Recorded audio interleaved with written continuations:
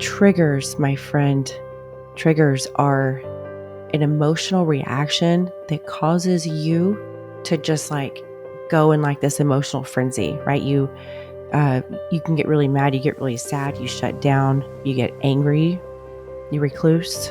Triggers never go away. And that's something I've learned. That's why I said I'm always going to be learning. And I wrote that in my book. I wrote, hey, triggers never go away. But what I have also learned since then is another way to look at them. I've always known since I've done my healing, my inner work, that triggers didn't go away. What I realized is this is what changes. When you have done the work, when you have done the healing, when you've shattered your limiting beliefs, when you get triggered, it is just a reminder.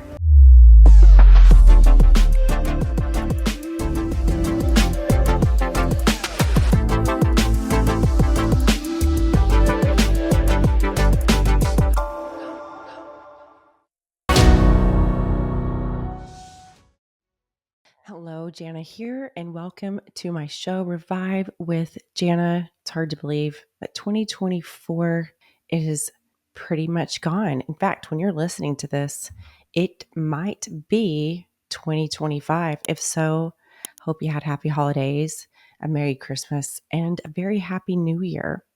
So I want to talk about triggers, okay? I want to talk about what triggers are and do they ever go away?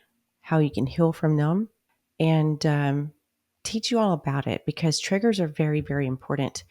Triggers, my friends, are not pet peeves. So let's clear that up, right? A pet peeve is like saying, I don't like it when someone drives too close to me, that kind of thing. Or I don't like when people park crooked in a parking spot or park too close to me. Those are pet peeves, right? A trigger is a deep emotional reaction that is caused from some sort of painful memory, adversity, trauma, uh, childhood, childhood trauma, anything that involved an emotional pain, right? And typically from our childhood. And we all have it. We all have baggage, right? If you've read my book, my number one bestseller, Unfuck Your Mind, you know exactly what I'm talking about. If you haven't, I suggest that you get your hands on that because and I'm not just saying that to toot my own horn, my book is truly life-changing, and you're not going to read my book and be the same person. My book will affect you in a positive way. And I know that for a fact because I wrote it from my heart and I was raw, real, authentic, and vulnerable because I want you to be able to live your best life. And that's not just some woo-woo nonsense. That is absolute truth. Every single one of you have a purpose here in this life. And many of us just go through and just, kind of numb out or just feel this is the best it's going to get. And that's just not the case. And there's so many different layers to becoming the best version of you. It all starts with, first and foremost, wanting to change, recognizing your toxic patterns, the negative tape in your head, recognizing, hey, these are my triggers, recognizing that you do need to do some healing. You do need to look in the mirror. You do need to accept responsibility for, for who you are and how you are, right? Because until you do that, you can't change, right?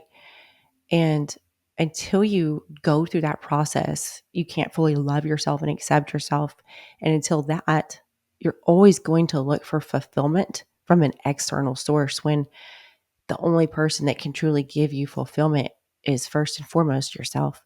Once you have done that, then you don't look for external sources where when you're healed, you would never even do that because that's crossing a boundary, right? So let's talk about that. So triggers, like I said, it's not a pet peeve.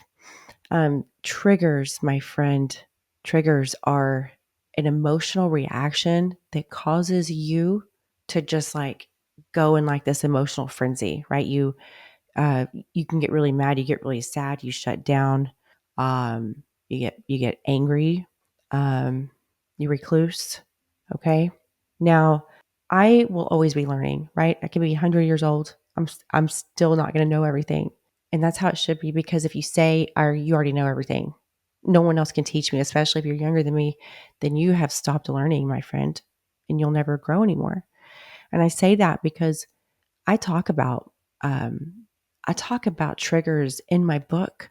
I talk about the different kinds of triggers, right? Like the defense mechanism and what that looks like. And, that if if person reading that part of, about defense mechanisms in my book, if they are one of those that has that, the way I wrote my book is that they can look and be like, oh shit, that's me. That's me. And I made it to where they can look and see what it's like from the outside looking in on their behavior when they have those reactions. So, triggers never go away. And that's something I've learned. That's why I said I'm always going to be learning.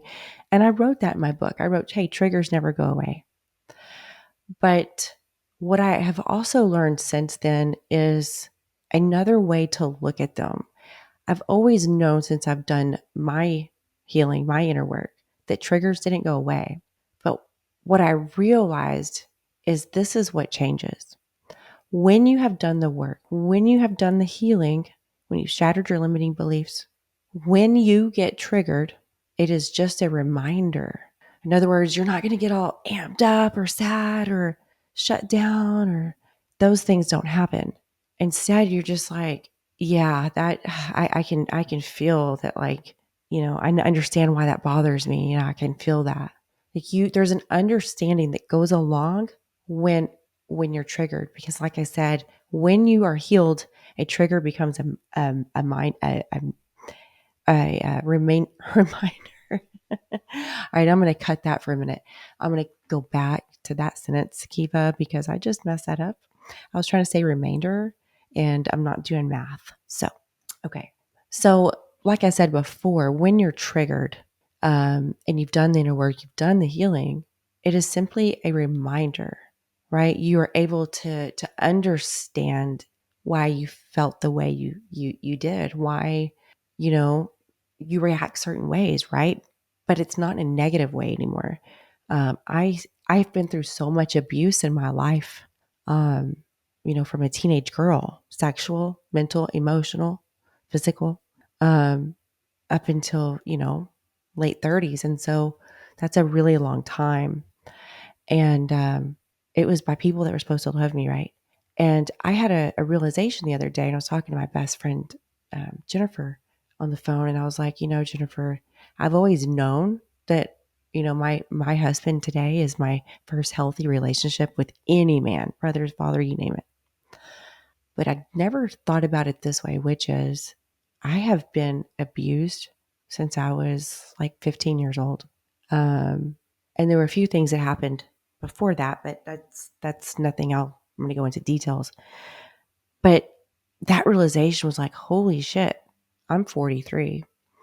And it's only been in the last 4 years that I haven't had to endure some sort of abuse, right? And, my ex still does his best because he's a narcissist, um, but it doesn't work anymore because I healed and I know how to deal with a narcissist. But that was a big realization. And I'm always open and honest with my husband so he understands this is why I run to a bathroom a lot. The reason is because that going to the bathroom became my go-to safety mechanism to truly protect myself from getting um, sexually or physically abused. And I would lock myself in there and just, get in fetal position. That started when I was in my early 20s, maybe 2019.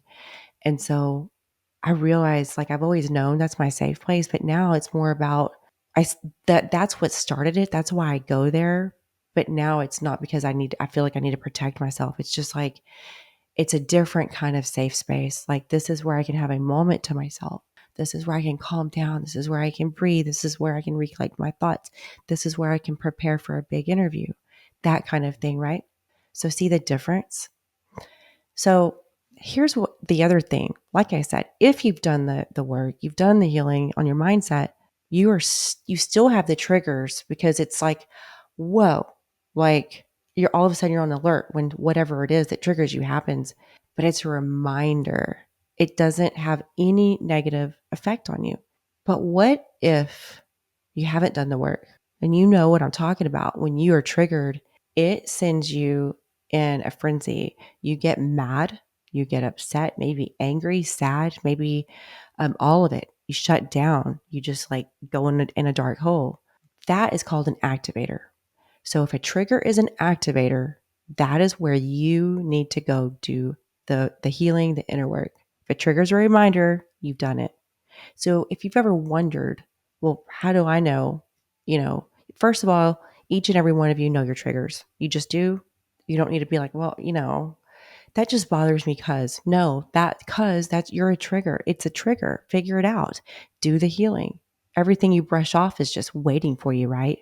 If you have a mess to clean up, if let's say you dropped a bag of trash, you broke a glass on the floor, you're going to go get the broom, you're going to gather it all up in a nice pile, and you're going to get your dustpan, right? Okay. But what if you never get the dustpan? Or what if you never take what you put in the dustpan and put it in the trash? It's just waiting there for you, right? It's not going to go away until you finish the job. So everything that you brush aside, sweep aside, that's all you've done. It's still there. You just pushed it further away from you, but it's still there. And every second of every day until you clean it up, it's there and it just nags at you, right? It's like, oh, I know that's there. I know that's there. You can do your damnedest to ignore it, but hey, over here, it's still there, right? And then it just gets really effing annoying. And then it starts to bother you. It is the same thing with everything that you refuse to heal.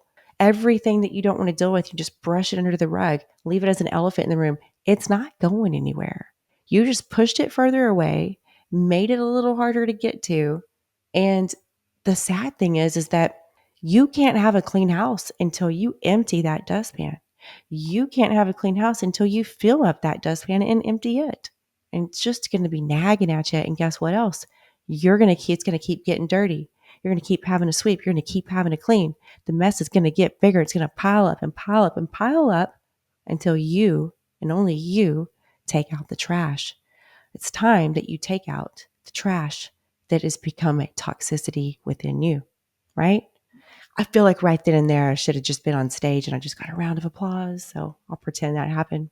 But I wrote this the other day when I was writing about triggers. Triggers do not go away as you heal your wounds and your limiting beliefs. The way you are affected when you're triggered is what changes. Triggers are either reminders or activators. Which one determines how much healing has been done or needs to be done, right? So basically, I'm reading my scribble scrabble. Until you heal and shatter your limiting beliefs, your triggers are going to be activators. Once you do the work, they're just reminders. When you're able to look back on your life, on your past, and what you've overcome, and you look back and you can see it from the outside looking in, that's called healing. But when you think about it constantly and it's not just a memory, it's just like you're still in it, it's because you are. You can't look back and look from the space of the outside looking in on anything until you do get outside of it. And the only door that gets you outside of it is the door of healing, my friends, the door of getting out of the victim mentality, the door of becoming the victor, the door of accepting, of overcoming, of doing the inner work. And not one other person can do it for you. No one. My friends, if you listen to the last episodes, I think it was 2 ago, about I don't do New Year's resolutions. I don't. I do a New Year check-in, right? Let's see how things are going. Let's think about what do I want to carry forward into the next year? What do I want to leave behind? And what am I glad for? What did I learn? Right? What do I want to do different? But not all this, oh, here's all these aspiring goals. Probably not going to reach a fourth of them, but I get to tell people, did my New Year's resolutions? Did you? Who gives a shit? It's not for them, it's for you. Do something that's actually going to help you. Do something that's going to allow you to do some self reflection. And self reflection can only be done in solitude. It can't be done even if you're in your house and there's people there and you're in a room. It's not the same. You need to get alone with yourself. Do it. We talk about alone time, but it's spending money, it's pampering ourselves. We do a whole lot of pampering and a whole lot of loving on the outside of ourselves because people see it. They don't fucking feel what you feel on the inside. So why don't you do that cleanup? Why don't you do that inner work? Because my friends, when you do that, wow, the outside part of you that you try really hard and to work on, that you spend a lot of money on, man, does it shine when you do the healing inside. There is a certain glow that one achieves when they do the work, when they do the healing, when they shatter their limiting beliefs. And that is not sold in any jar or any bottle. So when you are triggered, is it a reminder of what you've overcome, or is it an activator of what's waiting for you? Love you all. Talk to you soon.